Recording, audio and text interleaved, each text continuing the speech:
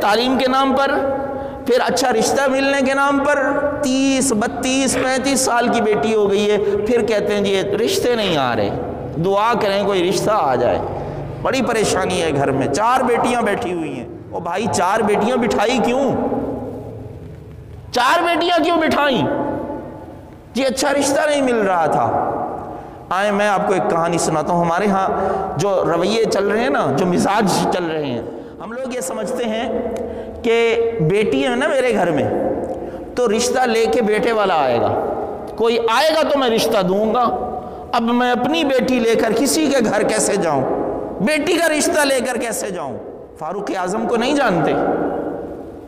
فاروق اعظم عمر بن خطاب رضی اللہ تعالیٰ عنہ، وہ اپنی بیٹی کا رشتہ لے کر ڈھونڈ رہے تھے رشتہ کہ حفصہ کے لیے کوئی رشتہ مل جائے۔